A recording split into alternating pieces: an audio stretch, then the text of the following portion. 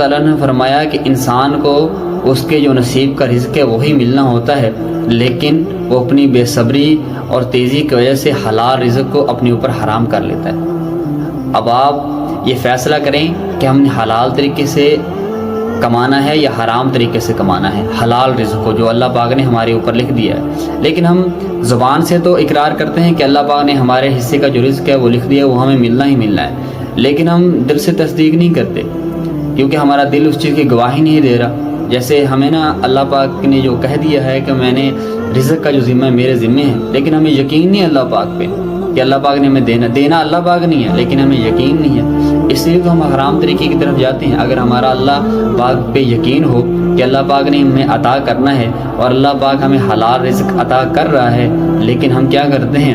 کہ ہم اس حلال رزق کو اپنے اوپر حرام کر لیتے ہیں، اپنا جو طریقہ کار ہے وہ غلط اختیار کر